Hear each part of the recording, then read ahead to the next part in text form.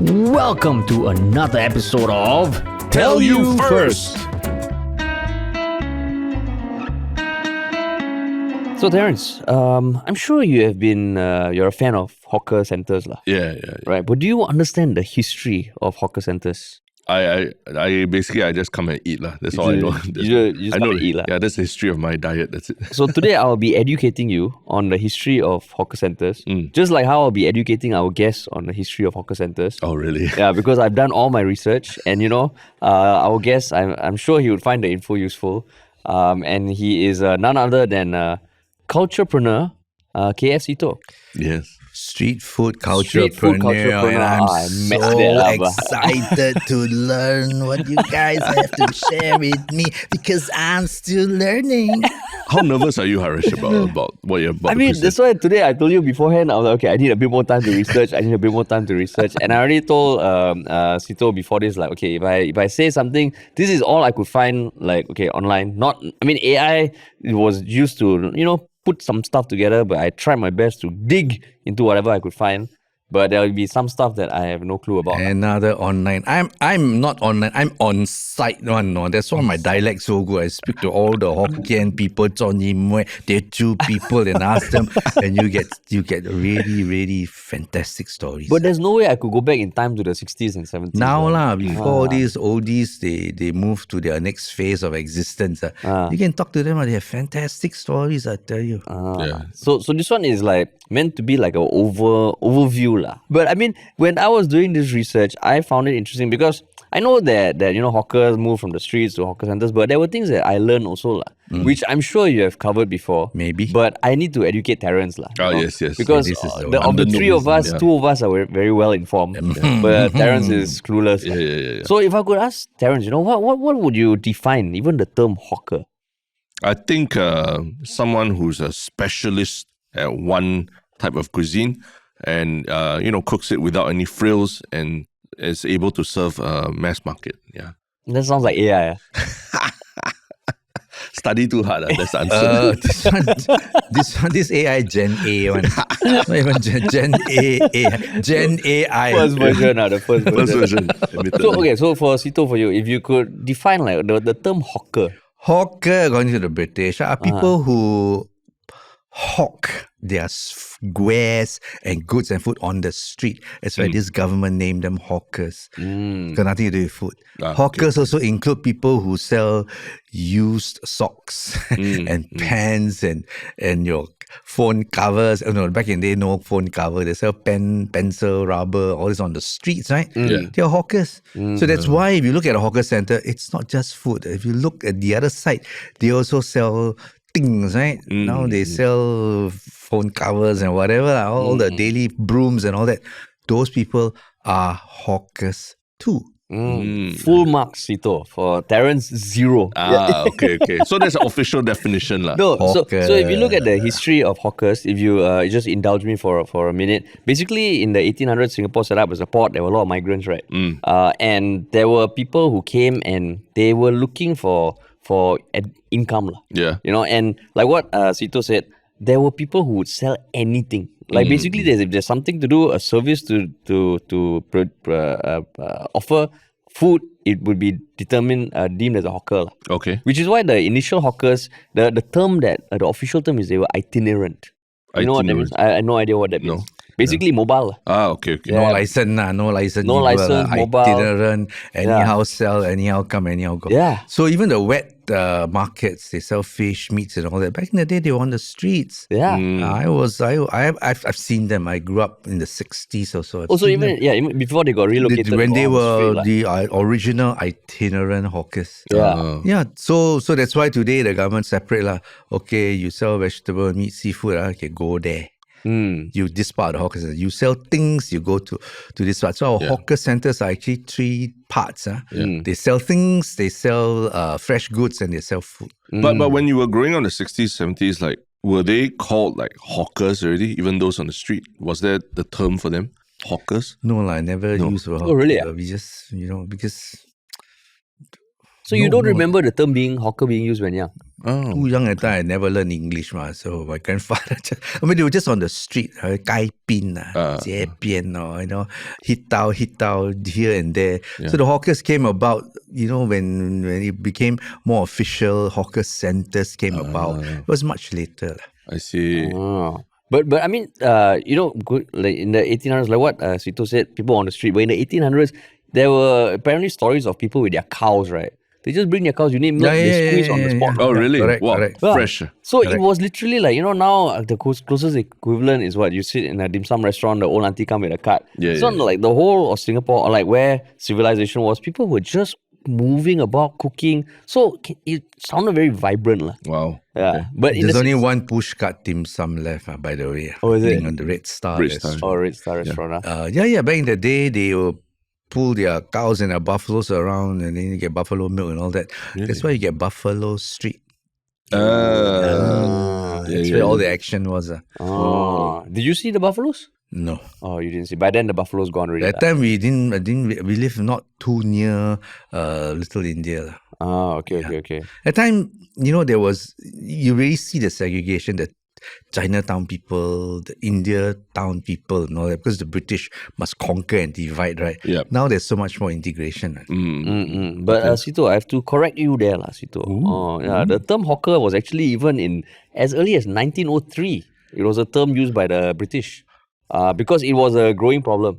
You imagine like people on the streets and all, and I think there were basically the hawkers started because there were people from all around that migrated to Singapore. Yeah. They offered all these different wares, different services, different bits and pieces, but also food. So when they're cooking food, if there are thousands of hawkers around, what do you think happened on the streets? A lot of jostling for space. And dirty, they throw all the things. But I have to correct you. You asked me if I used the word hawker when I was a kid. I don't care if the British used the term in 1903. They say, I don't know, I bought hache. I just 去嗰度食咯，呢度食咯，嗰度食沙爹咯，呢度食. So I didn't use the word hawker. That was your original question. Oh, what a clapback. I guess I can never expect Seetoh to never clap back, right? If I correct Entertain them lah. This is then you got viewership. Yeah, exactly. It's street smarts versus book smart. You are book smart, Haresh. I'm like the government, Seetoh, the hawker means this, but you got the lived experience. But the one thing that I realized during this research is that there were attempts to regulate it early on. When we talk about, regulating hawkers or providing structure, as early as like 1907, the British tried to register and regulate night hawkers. No, there was one hawker center in 18-something built by the British. I have that. In fact, I forgot the name. It was the former head of hawkers at NEA who told me about it. When I went out and said, our first hawker center in the 60s, wrong. He let go one. Wow. It's actually recorded. I read that notes that he saw also. Oh, really? 18-something. Wow. It was a hawker center. 18-something. I don't know what road. Some Ang Mo name road also. Oh, wow. Yeah. And it was the first official hawker center in Singapore. Okay. But it started off as a hawker center? Yeah. People go there, itinerant. People go there and sell their food and wares. Okay. So that was 1908. I mean, what I found 1908, the Hawker's Shelter. It was called. Like which website you went to? This is earlier than that. Haresh really scrubbed. So then what do you find out about that hawker thing? Like, was it effective? Now on block already now. No, was it effective? Like from your source? I think the concept of the British trying to solve the itinerant street vendors problem by building hawker center is spot on. I think many countries also attempted to do that. Malaysia also got, but the continuation and the old guard here saying, we got to get rid of them. And then one of them said, you can't get rid of them because it's their livelihood. We are not providing jobs for them. Take them, then what are they going to do? And then they're also fending for themselves. So they built hawker centers all over Singapore and relocated these itinerant ones where they are. So different areas started Newton, all that started coming up. Today we have 120, and then I think we got about 1,000 coffee shops. Yeah. Seetoh, give me some chance to talk lah. You already went to present day or. Okay. I don't know, ma. I history. don't know where you're going, so I must align it, ma. So you talk about the story about this. Okay, you talk. No, like what you said about the relocation and all. So from what I found, there were 6 shelters that were built between 1908 and 1930. The hawker shelters, which was Raffles Place, Chinatown, Queen Street, and Balestier, amongst others lah. But when they tried to enforce everything in terms of regulation, it didn't work lah. And why you think it didn't work at that point in time? I mean, you said they're itinerant. Right? They wanted to move around. That's where the customer base was. So they can't sit there and wait for business, right? Yeah, and I mean also the manpower to enforce back then was not enough. Okay. Yeah. So I think this. I'm sure when you covered the history of hawker culture, you also covered these sort of like hiccups lah. Right, in the 1940s and all. You talk about the Raffles place, the hawker center. It was by the river where the Asian Civilization Museum was. There was a hawker center down there. I was there. You sit at the edge, and then boom, a little vertical wall. It's a Singapore River. Wow. And guess where they throw their makan? In the river lah. Yeah, just throw the cigarette butts all go inside. Oh, is it? Yeah. But it was good, man. The food was So good. actually, like when you recall growing up and hearing from the people around you, what was the food like back then? Really like just chef's Artisanal kiss. lah. I mean, you see them. They don't order things. They don't order sauces from factory. Today you want to set up a chicken rice, so the fellow will come. Okay, you buy the chicken from me. So the fellow will hang 10 chickens for you, and then they'll teach you how to make the rice. They sell you the paste, sell you everything. They teach you how to chop. You just stand there and chop up the chicken. Those days, no, man. For example, the famous Suiki chicken rice, the legend themselves that gave birth to this iconic brand. They are not hawkers. I mean, they are a coffee shop. I've seen those old Ako Hainam of chefs at the back of the kitchen, and I saw them. They wear this white little apron, cheesecloth apron, and they walk clogs, red colored clog, like you hear them walking around, no? And then the chicken truck will come in from, I don't know, like Punggol or some farm area. You go into the side lane, they back up into the side lane down there, and this cooks will come out at the side, they come out when the chicken comes. Oh, they're so confident. I've seen it, no? The fellow will they'll poke the chicken, no? Yeah. This is live chicken. Oh, They really? poke the backside, so they are all ass men, this one, yes, no, this one cannot, this one, so if it's got a Kim Kardashian bag, take. Oh, really? They know their stuff, man. That's why I've eaten there, lah. Those days, chicken rice, sinful, Yeah, that's why food is one of the glorious 7 sins, right? Yeah. Today, it's healthier chicken rice. Low calories. Less salt. Less salt, less sugar, less flavor. And also, I mean, like some of the stories I found about like the origins of even Hokkien mee, apparently it was just these 2 brothers who cooked on a wok on some makeshift stove, and then they were just figuring out the recipe as they went. Is that like a... So my research, when I did my show back when you were a little kid, it was the Hokkien, the South Chinese people there. The Hokkiens are very good for noodles. Yeah. So they will work in the noodle factory here. And at the end of the day, some of them don't get paid. They get paid in noodles. So they will take the noodles to Rochor Road, where the word Rochor will appear again soon. Which was actually by Beach Road, which was still a beach then. So they'll go there and buy up all this balanced seafood and all that. All the little liquid at the bottom of the boat, they'll scoop out and make soup.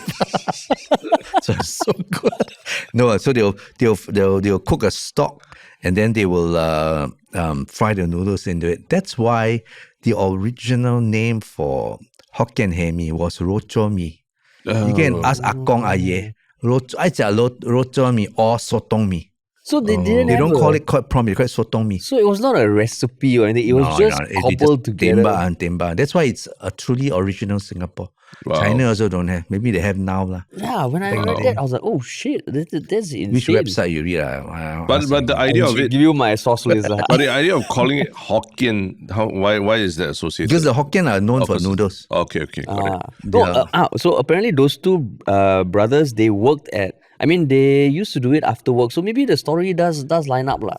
I didn't find. You think my researcher back in the day all from, anyhow from online? No, I'm one, ah? saying my research is Oh, not that far off. Yeah, correct. That was because the research they gave me, I said that one is plausible because Yeah. I've spoken to people Makes also. sense, yeah. So, but just now you said something I thought was quite interesting. You said like other countries have tried to emulate the hawker setting of hawkers and all. yeah. But for some reason it worked in Singapore. Why didn't it work in other places? You got to ask them. But what Don't are the make me come out. conditions? Don't make me tembak and come out with stories. I need what are the conditions in Singapore that make it? Because it was a necessity. Somebody up there, hey, you don't cook. Huh? Go and work your ass in your office. Then come back. Somebody will sell you food.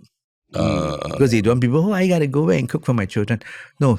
So food was very affordable. And some people said, oh, you're all working. You're going to be Hokkien food, right? Cannot get it. I will cook. I will sell you. You don't have to go back and cook.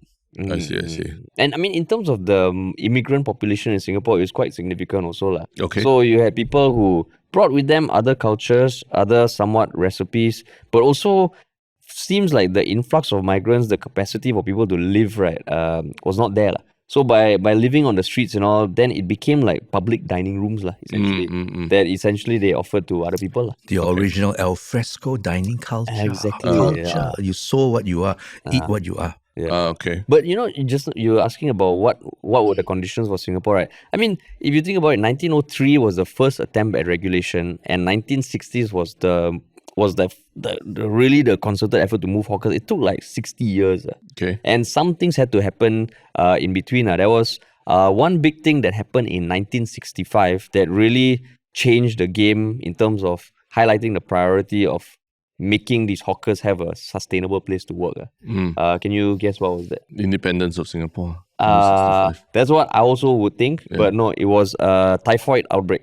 Oh, okay. Yeah, it was. There was a school, Chun Ching High School. There were 82 students that fell sick, and that was something that really changed the game, lah. I mean, typhoid had been there all along. Lah. Yeah. Not that particular incident in 1965, lah, but the big moment that changed our game was not this. Oh, it wasn't. From 1903 until now, right? World War II. After World War II, Singapore no Zhenghu. The British, the Japanese are gone. Let's come back and continue where I left my high tea at the Raffles Hotel. Then, Lee Kuan Yew said, enough of this. Yeah. I want to get out of this. And then no jobs, no hope, no nothing. People came out to hawk. That's when the solid birth and growth of the food culture began. I see. Really out of necessity. Because apparently between 1950 and 1960s, there were 20 to 30,000 hawkers. It's in a book, the hawker, one of the first few hawker book. The British handed over, if I'm not mistaken, 22 or 24,000 itinerary. Not all food. Some were things and some were goods and, meats and all that, some sort of food. Yeah, but can you imagine like how, I mean, on one hand, yeah, there was all these like health issues, but imagine the streets of Singapore, 20 to 30,000 hawkers just, and they're moving about. It's like, some of them stayed, not all of them moved about. Yeah. But quite a few that were mobile, right? It's like imagine a city full of food trucks and all. Yeah. Which sounds damn vibrant, but yeah, I think, maybe the typhoid was not like a isolated incident, but building up, there were a lot of food and health issues. Yeah, that was when they decided, let's do something about it. But it had been around like that. Typhoid had been around for the longest time, but they did something in 1965. And also maybe with independence, if you look at the history, the late 60s, 70s, it was really about rebuilding Singapore. Oh, yeah, of course. So this became a thing. I think what Seetoh mentioned just now, the government realized that, okay, these hawkers are not going to go away. Because at the end of the day, they're all businessmen, they're all micro-entrepreneurs, and they're all cooking for their own livelihood. So then there was a really big concerted effort to figure out how the hell are they going to make this work? And that coincided with, HDB thinking about public housing. I think the Dr. Liu Taiker, he went to study towns, in cities, and there were like teams of government officials sent to figure out what a new town looks like. And part of that involved hawker centers. And what's your recollection of? Community dining spaces. Yeah. Yeah, people had to come together to eat and then, okay, finish, go back and work. Yeah. And so you saw the transition from like street hawkers to hawker centers. 60s, something I did see when I was going out, there was still a lot of street vendors on the street. Like the famous Jalan Besar Longhouse. It was by a car park. Some of the hawkers are still around. Longhouse, the famous Longhouse. I ate there, fantastic, So it is from there they translated that into what we have today, like hawker centers. But things are lost in translation. So then, from your recollection, do you recall what it was like hearing that all the people are going to be housed in this hawker center? Like, what I was was so young. All I know was that I didn't really study this problem or think about this problem or analyze it until much later. So in the 70s, 80s, I was a photojournalist in the Straits Times. I still went around, eating at some street stalls, and some were still in the 80s. The Tong Chai, some of you all remember the Tong Chai Medical Hall hawkers. All of them were legends. All of them. Some of them are still around today. It was by the river. It was after work. My senior colleague, the late Mazlan Badron, hey brother, what would I buy for me? You don't know what. I remember those days, and I remember these hawkers, and I remember the flavors and the culture and the experience. But now, like in society, you get a lot of people saying, "Oh, we're going to lose this culture and all that." Back then, right? Was it ever part of the conversation amongst friends and all? Nothing. It was just like, okay, they're just some going to be relocated. Oh, go here. You go and buy this from this store next to that wall. I don't know what. Make sure the father cook, then you buy. The mother cook, you don't buy. This kind of things. You never thought about it. Will this continue or not? You never thought about it because those days. People wanted jobs. People still wanted jobs. You wanted to be a hawker. Then the government started building hawkers in the from 1984 until 2000. They did not build hawker centers. There was this quiet dead zone that killed hawker culture. A lot of people no more. All the hawker centers all filled. I have no entry-level hawker stall to do my business. So a lot of people swayed away from it. Then in 2000, they started building this new hawker centers. I think a little bit late. That little blackout area killed a lot of it. 84 to 2000. Yeah, because Nothing. by 1973, there were 15 hawker centers. Between 1974 and 1979, there were 54 hawker centers that were built. But yeah, like what you said, after that, it was... So you think that really impacted the inflow of new hawkers and all? Yes, so many issues impacted the new. The other one is, let's say today, like, you want to be a hawker, where do you go and learn to be a hawker? The NEA incubation program is about asking you to go and learn from another hawker. Yeah. And then if the hawker don't teach you everything. I've seen hawkers go for these incubation programs, and then they can't make it because I know for a fact some of these hawkers only give you 70%. They teach you how to make wantan mee. You sub here, put in the cold water, then you do all that. Okay, can I open? Can. You buy the sauce from me. I see. They are also culturepreneurs. Yeah. So that's one. Two, we don't have an academy. We are the world's most famous country for education. For education. Yet nobody teaches how to be a professional, full grade hawker. Your friends all come, after they open their mouth at the Merlion, they go to the zoo and all that. Hey, take me to the hawkers. But where do you go and learn? I want to preserve my grandmother's recipes and all that. I want to come out and hawk. You stare at that 3 walls with an open space in front. What are you gonna do? Where do I place what where? And how do I decorate? How do I cook? How do I promote? What must it look like? What must the finishing look like? At least I know the basics before I come out with something new and fancy, right?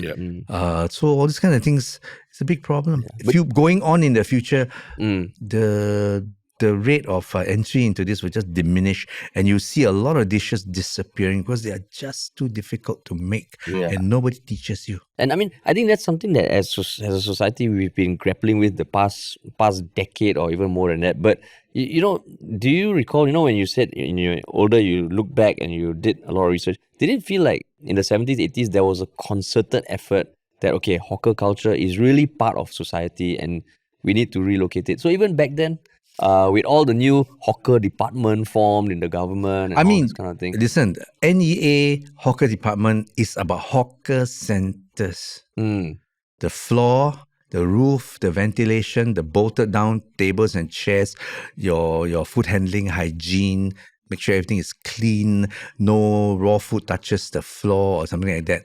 About hawker centers, but there was nothing about hawker culture even till today. No department in any ministry looks after hawker culture to make sure that they thrive, that they can continue, that we have this sustainable culture going forward. Nobody. That's why the hawkers gonna strangle left, right, punch all over the place. Nobody came out to defend them.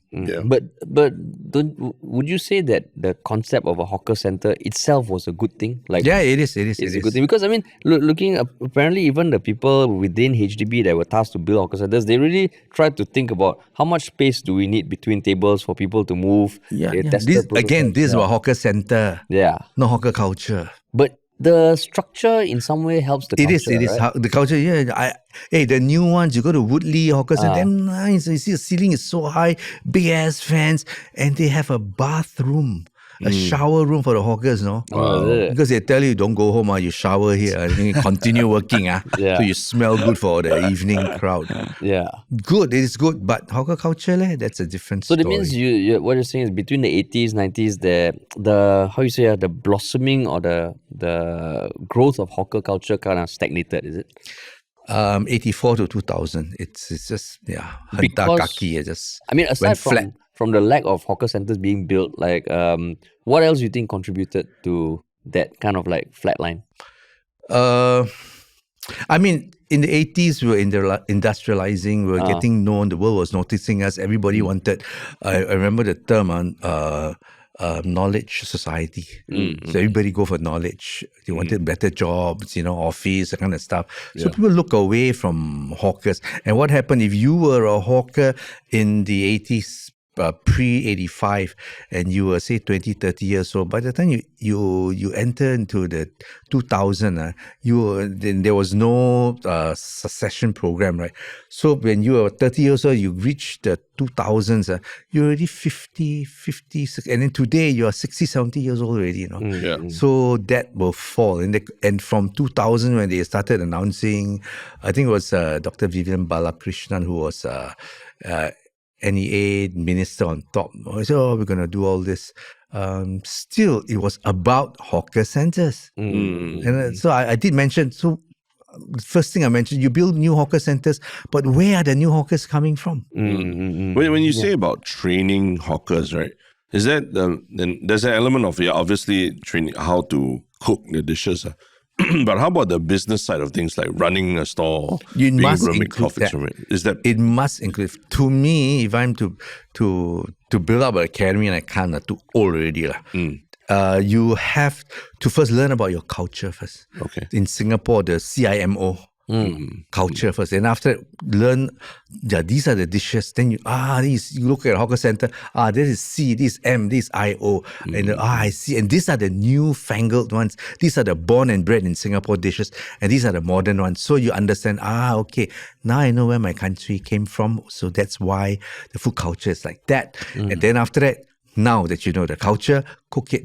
I teach you some so you understand, and then you won't learn everything. You learn a few dishes, you understand how these things are done, the principles of cooking using professional fire, not your home tik-tak Iwatani stove. And then after that, you learn how do you set up a hawker stall? What must it look like? Okay, professional, clean. Everything was off the floor. All the food handling is one thing. The other one is your equipment. No, how do you get really good equipment? Who is going to supply? What should I use? Should I use a standing chiller or do I do a tabletop chiller? Where the fridge is below, because all this kind of, who teaches you? After that. That is behind, right? In front, what must your stall look like? To have that authentic feel. Then we study, this is how it grew and this is how it is today. Some have glass shelves, some have this and all that. Sometimes when you walk into a stall, you walk past a stall, you straight away you know what the guy is selling. What they hang down there or what they display in front, I know. So all these are part of a culture, not captured, not taught. And then after that, once you know all this, now how do I do business? Where do I get a hawker stall? Private or public ones? What are the pitfalls? What are the success stories? How do I promote myself? And then what about regional expansion? Can I export my ham or not? And sell for a beep load of money overseas and call it prawn ramen. But you know, like your deep knowledge and passion of hawker culture. I mean, you mentioned just now that 80s to 2000s they didn't build hawker centers. Do you think that is the reason why towards the end of the 90s, early 2000s, there was an explosion in hawker-centered content? Because I mean, Makansutra came out in the late 90s, right? Along with other bloggers. And all that. Do you think it was a sudden realization as society that, actually this is very, very important? I wouldn't say people came out to say, "Whoa, this is very important." I think in 1997, I think Makansutra was we didn't have a competitor doing this. So what I walked into was a big green field. I didn't see things like, "Whoa, very important to preserve." Preservation came much later. I thought to begin with, it was a good story to tell and sell. A food guy, then after he grew into a TV show, then we started doing so many events. So I think it was more, I think all these bloggers came on because, an opportunity first. I realized it was a dying culture 7 years later, less than 7 years later, in 1903. I realized, who's protecting this culture? Fast cars got F1, right? Football got FIFA. And then all your world sports, world street food got who? Mayo. MasterChef or don't count. I mean, MasterChef is just show off. Like MasterChef's all like that. They're just showing off. It's not about the culture. It's about, it's creative. I love the creativity and the passion. I love my passion, and creativity is not a flavor. So who protects and cultivates, take full advantage of this culture? I think heritage street food is something 80% of the world eats, Who does that? Mayo. So that's why I created the World Street Food Congress in 2013. And then I invited my friend Bourdain. I said, "Uncle, you owe me a lot of favors. I want you to come and power this." So he came in a heartbeat because I told him, this is where you get your stories to power your show from. I think we must talk them up. So we came, we did that. Then we did a few events. We did a few events overseas and in Singapore too. But COVID shut us down. But this need to put them up on a pedestal must continue. Yeah, that's why, I mean, there's a lot that I think can be done forward, especially because when I was looking historically, right, the whole hawker thing up till the 1940s, 1950s, it was gradually rising. After World War II, there was an explosion. Then there was a huge government effort to move them all into hawker centers. Then 80s to 2000s, a bit quiet. But then suddenly 2000s, there's a lot of content. There are people like yourself, other bloggers coming up. Then in 2016, the Michelin comes to Singapore. And I mean, in some way, as an observer, it looks like, actually, there's international recognition of hawker food, hawker culture. But how would you say that kind of helps preserve hawker culture? Because there were two hawkers in Singapore that were the first street vendors to get a Michelin star. Only two that ever got a Michelin star. There was sorry, what? There's two hawkers that ever got a Michelin star. Two in 2016. Yeah. One was Hawker Chan. The other was Taiwan noodle. Yeah, Taiwan noodle. So in that sort of thing, that I mean, the aftermath of that is that got some criticism also lah, that how much they really elevate hawker culture. And I think Hawker Chan, when he expanded, there was feedback that okay, maybe the quality dipped and all. But in terms of the whole preservation of culture, do you think that moved the needle a bit? My answer is Michelin, stick to your starch table and wines. Stay away from don't.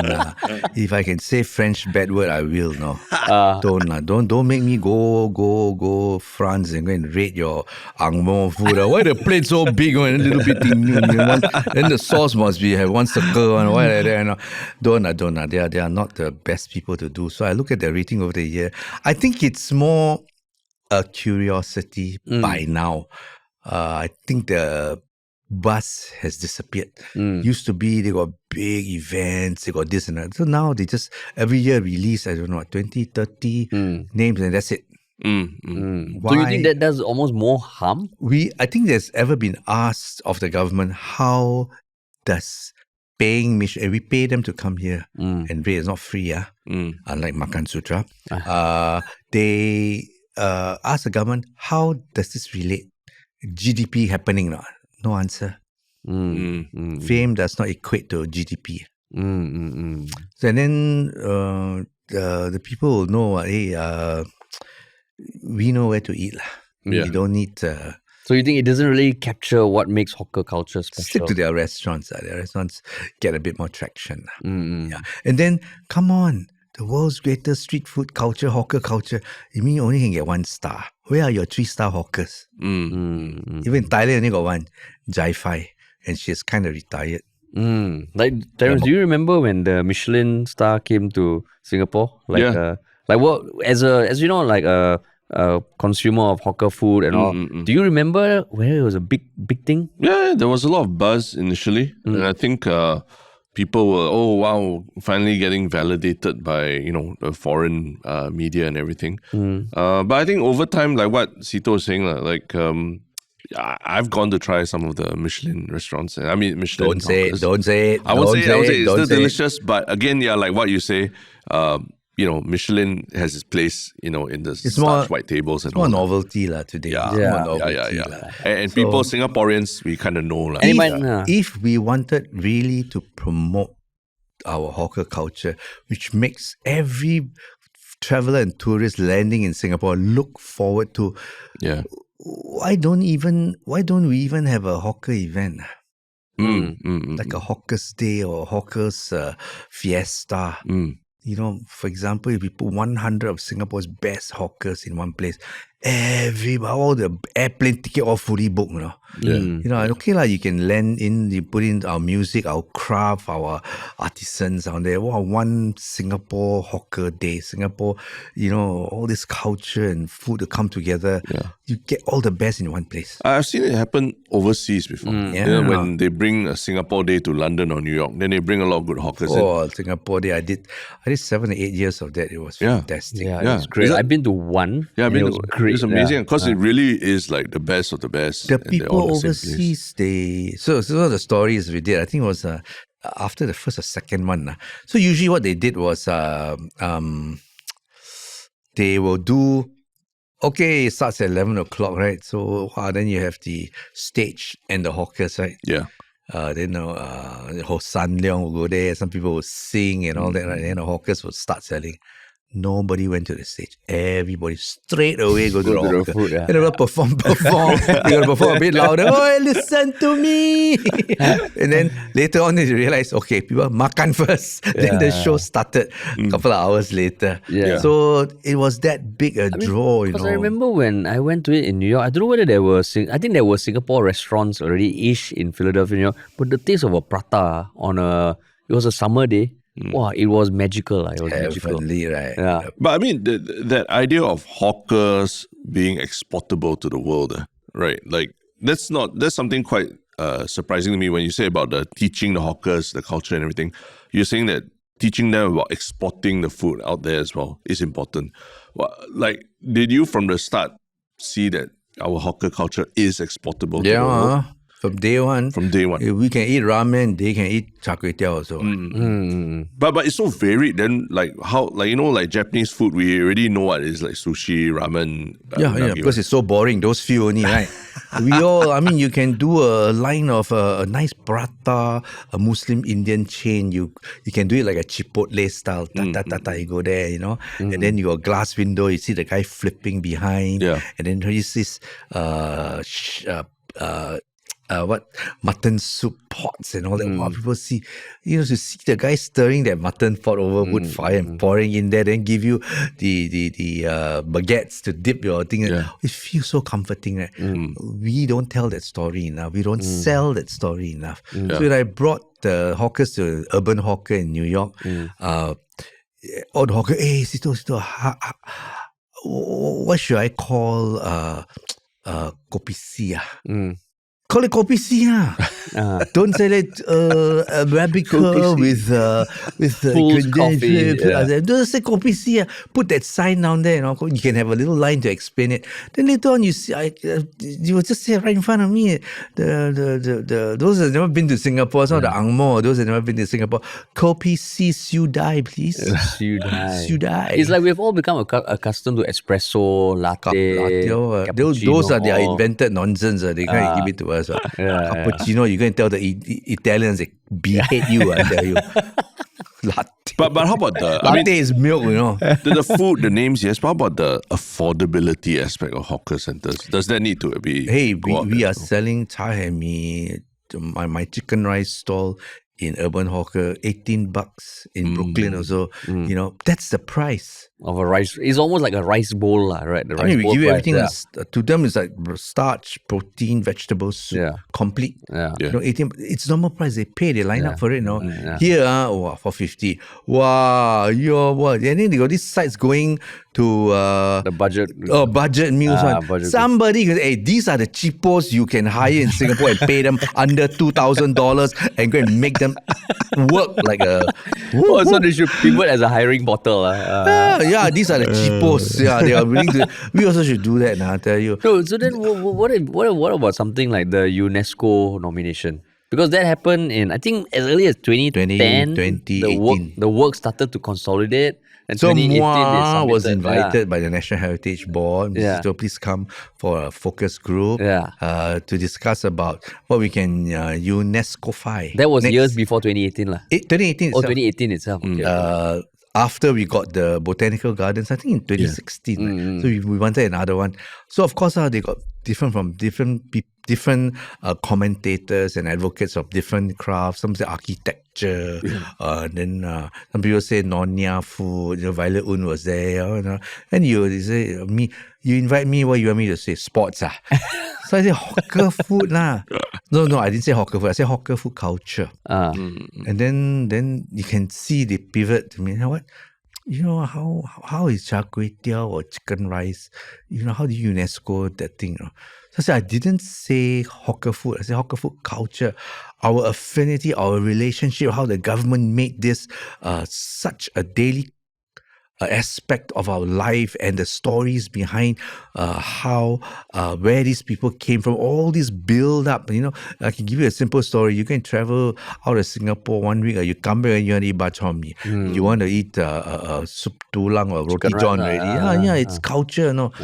Then we called up the criteria checklist. There was, I think, about 12 or something like that. Yeah. Everything checked out swimmingly. That was in 2018. Then 4 months later, PM then, we shall be announcing our next UNESCO application. We will be hawker food culture. Wow. 4 months later. And in 2020, on my birthday, UNESCO gave me comment. Hey, Seetoh, when your birthday? Okay, I'll give you the one. I was having a drink somewhere in Orchard Road, and then the news came. My friend in New York, she sent me, hey, you guys got it. Is it? So every 6 years they will renew it. So next year 2026. up for renewal. Also, the announcement kind of thing is not like rub shoulders and shake hands. No, they have some council in Geneva, I don't know where. Mm. And they assess, it says, okay, the intangible UNESCO culture goes to Singapore this year for... So there's a moment when it's announced and everyone It's announced, they release this message. Because the criteria is quite interesting. You mentioned 12 categories, right? But I mean, think it's 12, I amongst remember. them is like even knowledge transmission, daily repetition, shared social norms. So it's not so much about the food, lah. It is. You're looking at it, Yeah, is the culture of, I mean, even the chopping culture, right? Is a culture that born out of like the hawker centers. Yeah. Because there were so many tables, so many seats. So that whole thing, right? That's why it's classified UNESCO intangible cultural list heritage. intangible, list blah, blah, I don't know Yeah, what. the UNESCO ICH. Yeah. So do you think stuff like that helps with hawker culture? It helps, but as you know, you just mentioned one point that's not the transmission of this culture Yeah. is running into a dead end. Who's transmitting all this? They're dying away. Even the hawkers, they are retiring. The top hawkers, they are retiring, telling their children, don't enter hawker trade. Yeah. So are you worried about the 2026 renewal? I mean, que sera lah, whatever happens lah. I mean, worry also for what? Nothing is happening, man. We're not doing this to capture, transmit, and relay this down into a new future generation of hawkers that could be culturepreneurs or hawkerpreneurs and make money. Nothing wrong in making money selling heritage food to people that thrive and live off it and love it. I mean, interesting you bring that up, because how much of it do you feel? Because if you look at the history of hawkers, they all came, they were, on the streets. There was almost organized chaos. The recipes come up just by trial and error. How much do you think that is lost if we, come up with an academy, come up with like... We got to capture all this. Lost, not completely lost. Yeah. I mentioned a lot of these stories back in my day in my Makansutra articles. We also wrote a lot for Yahoo and all. Lost. No, but do you think putting that much structure into the knowledge kind of takes away from hawker culture? But the other way is how you're going to capture it. Nobody is even looking at that space now. Yeah. So that was organic. But something organic, I mean, it's like, why you go Oxford for what? You got to study it and then you can rethink and think out of the box that we educated you in and reinvent. You got to start from somewhere. You do not know where you can go unless you know where you came from. So at the start of the episode, I asked you what is a hawker, which was a very literal definition. So in your mind, being the subject matter expert on this hawker culture, right? How would you define it, if you can? How do I define hawker culture? Yeah. What is hawker culture? Why UNESCO gave us the award for our affinity with it. We don't think twice about it. It fits. I think every day 2/3 of the nation eat hawker food. It is part of our culinary culture.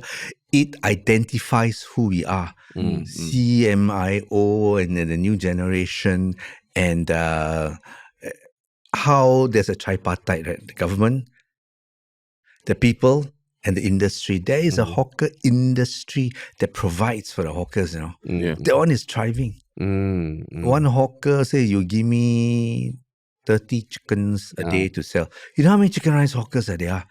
You know how many chickens they have to sell? And then some people say, okay lah, my oyster omelette chili sauce, I don't want to make a damn leche. Order. You know how many? So there is an industry going on that supports this culture. This is all part of the hawker culture that you asked about. Then Terence, for you, what would you say hawker culture is? I mean, very much that. I think what really resonates with me is that it's a tripartite kind of alliance, an understanding between the people, the industry, and the government that this is something very precious to us, and the physical conditions that forced us to have this thing. It's like uniquely Singapore, we're constrained to this space, city, island. You have to dine by the water, you have to eat by the water, and you work, you want to come down and quickly eat a quick meal. You're sweating. It's like a sauna when you're eating half the time, but it's down to the taste. It's down to the culture. Feeding yourself. It's down to the it's the affinity lah. You eat there, you're comforted. That's why I say when you're hungry, go eat something good. Don't just stuff your stomach. Eat, you are pleasured. Yeah, and it's a place where people congregate, right? Like you say, foreigners come and then we all do it together. But even traveling overseas, even to Malaysia, all that. I realize I don't find this kind of thing anywhere, right? Where you go to one place and That's eat where you one can get thing, everything. that's it. Yeah. Yeah. Travel to Puchong, or You you go to drive PJ, there. you go here, Balik Pulau for this and that. Here, no, everything is concentrated. Yeah. I think that's the biggest thing for me. If you ask me what hawker culture is, really like where people come to eat together and you can eat like anything. Like there's one place you can get so much. That is damn interesting. Because I would imagine if a hawker stall sets up a shop of its own, to me that's it loses a bit lah. You know, where you can buy one food here, we can walk here, walk there. I think that I like to share. If you're not too familiar, or even if you're familiar eating with our big hawker centers of your foreigner coming in, why don't I share this technique of eating and enjoying a hawker center? Please First do. time I hear the omakase, the hawker's omakase. okay. You 6 fella, you come right, 4-5 fellas is down there. Order one dish at a time. Omakase style. 4 fellas, right? Yeah. Actually, 4 fellas, you normally eat 5 items. Add one more. Two more, right? First, you go and order something you like. Walk around, come back. Like surprise. Finish it first. Then the second one. You don't go and everything you jam in. Then you eat char kway teow after you eat curry after go toilet. Then you mix That's on all the plate. You mix everything on the plate. Omakase, the DIY omakase. Only we can do it. We have 180 hawkers, 188 hawkers at Old Airport, Road. Chinatown, Old Maxwell, all that. Hey, let's do the chicken rice. Actually, After you go and get do a the group of onde, friends. finish our onde, and have a nice dessert. And you don't discuss beforehand. No, one more surprise. If you are experienced, surprise. You go and order first. If you're not experienced, then you ask around. Or you look around. Oh, I feel like that. So, hey, first time you hear it, you heard it right It's here quite first. Make that into a TikTok trend. Tell you first. I tell you first. No, because it's true. actually damn When I bring interesting. friends, foreigners, Yeah. I buy like everything, and No, it's one down. at a Then time. they just pick a little bit. But one at a time, Or even that's a good 2 one. at a time. Yeah. Finish first. Then go Yeah. next. So you don't overeat. Usually people leave a lot That's left damn over. Yeah. interesting. Yeah. Soup first. Then you or can talk about the rojak. food also that you're eating. Alamak. Solid Hawker lah. omakase challenge. Solid. That is the challenge, the hawker omakase. Bring your show on site and do DIY. it with some yes. listeners. On. 10 fellas, no, say some long table, all that one by one. Oh, solid. Wow. And go try something you can't pronounce or never tried before. Yeah. Yeah, like what's that? Mee kuah. Yeah. What's that? Mee kuah. Never heard before, right? Yeah. It's actually noodles with soup kambing, and they put tomato and sambal inside. So the soup's quite solid, no? Yeah. And then they put a little bit of minced meat, vegetables, and they put a egg on top. Wow, I tell you, is it? solid, Mee man. what? Mee kuah. Mee kuah. Wow. Hey, this uniquely Singapore. You cannot find anywhere. Anywhere Yeah. else. Mayo. Wow, solid. But I mean, I think that's a great way to round it up. And I mean, Terence, I'm assuming you're hearing a lot. Hopefully, a lot of the stuff that even I shared for the first time. Yeah. Like any revelations or any things that popped about hawker culture or the history of hawkers. I mean, I think the idea that between 84 and year 2000 was like the dark ages, right? And even when growing up back then, I took for granted what hawker centers were in my life, But now I look back and I realize, oh yes, it really was a period when, maybe there was this gap that we need to catch up, The industry, I think, took a bit of went through dark times then. But yeah, it leaves this little gap that now we're seeing the result of that, right? A whole generation kind of lost. He's in the transfer of repeating what we knowledge. mentioned. Of course. I look at his forehead. I see the ticker tape question. I see the ticker tape question in his face. I know why he want. I know why he want to ask. Yeah. A hawker can make money or not? Oh yes. Hawker make money or not? Yeah. Because I mean, like I did ask about exporting hawker culture, all that, and all that points towards growing the business and making a very good living from it, right? I know the numbers of our hawkers in. I'm a management consultant on there. I know the numbers. They do 6 figures. Average stall do 6 figures a year. High 6 figures. The good ones do 7 figures a year. Oh, really? Wow. I kid you not. Yeah. I'm part of the game, man. So even in Singapore, if you do not do 150 to 200 portions a day at around $4-5, you're considered poor. Okay. So if you are doing, say, for $5, 150, that's $750 a day times 25 days or 26 days. That's come up to somebody. You take out 20%. Costs and Hawker all. food costs are relatively low, 20% for food costs, and then you take out $1 million for rent. And then utilities and what's balanced, it's profit. Hawkers don't have salary, They take what's left Yeah. in the till at the end of the day. Yeah. So I know some hawkers who can do. Some hawkers are doing about $1 million a year, over $1 million a year. Wow. I know them personally. That's the overseas ones. No, Singapore. It's not about Singapore. they do $1 million a year. I mean, they pay tax and all that. yeah lah, Creative lah. okay. They know what to do with it lah. Yeah. And then there are those who struggle. They sell 50 portions a day. Yeah. I feel sorry for them. Yeah, that one. So sometimes though, when the part of the course is like when you want to sell food, you don't go and take the next available hawker stall. Demographics and locations is damn important. What you sell where. Yeah. See, I want to sell something in Clementi. Yeah. I want to sell something in Hougang or what. You be very careful of what you sell. Don't just sell my grandmother's item. It may be wrong there. You're selling a Peranakan item in Hougang. Hey, hello, a bit off, right? All those Ahia or Teochew fellas down there. Then me guy, they ask you. So to do that, you have to think demographic. Who are the people? You look at the flats around. Are there offices around? Are there 3-room, 4-room, 5-room? Are there condos around down here? So if there are more 4-room, 5-room, more affluent neighborhood, I can push the ante up a little bit. I can push $5-6 things and I give them good stuff. If you are in Bukit Merah lah, habis you got to sell a lot of $3-4 things, Yeah. So and you got to be very careful about your ingredients. Am I selling you fresh, expensive ingredients which can push the price up?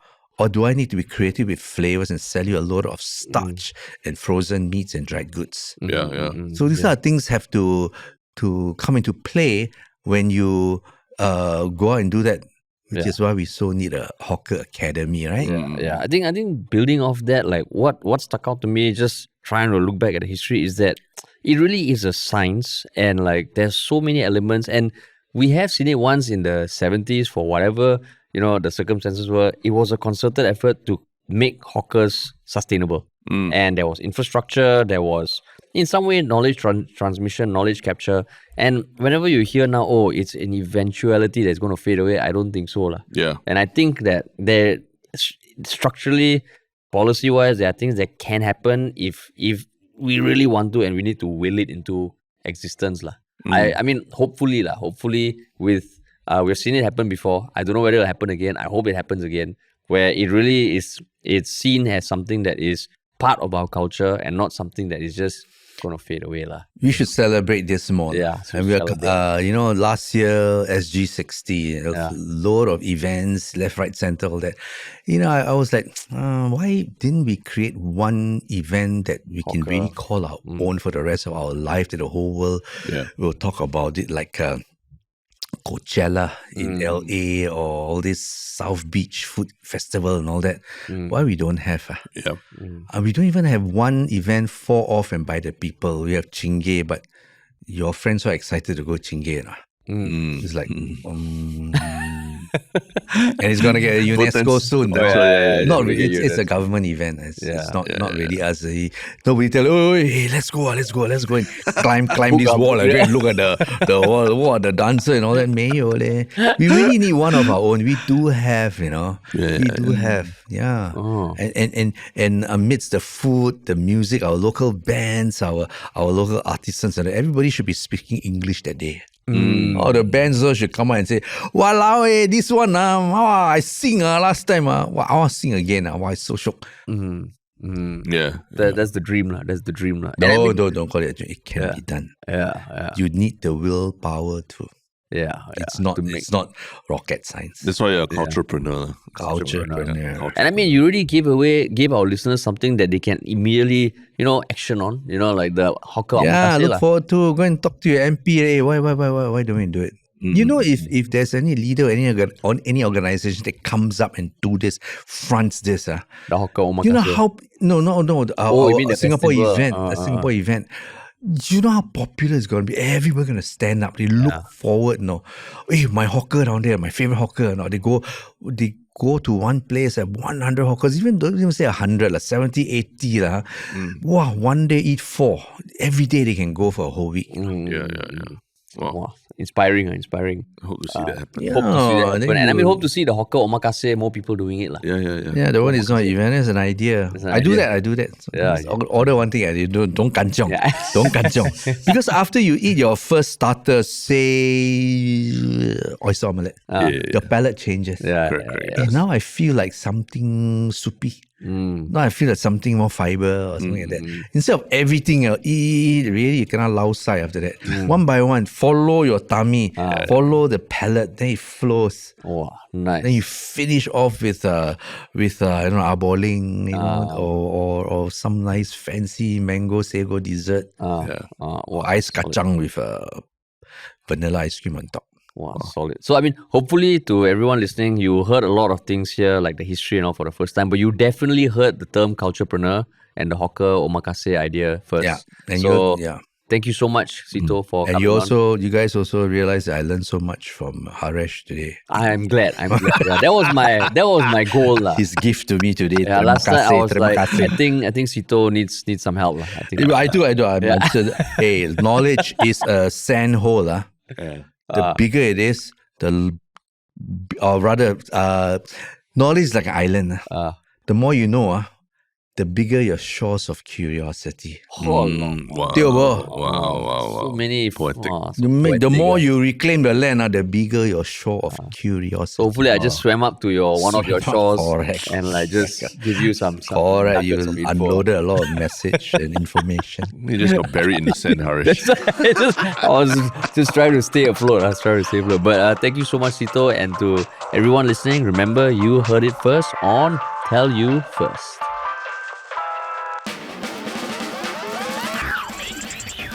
Tell You First is produced by Ministry of Funny and brought to you by Mediacorp. This episode was hosted and produced by Terence, Chia and Haresh Tilani and featured Kf Seetoh. Sound engineering by Tristen, Yeak. Special thanks to Koordi from Mediacorp. And if you're a fan of our work, you can follow the podcast on the MeListen app, Spotify or Apple Podcasts. You can also watch this episode first on the MeListen app or on YouTube 1 week later through the Mediacorp Entertainment channel. Links to these will be in the episode description. Thank you for listening and see you on the next episode of Tell You First.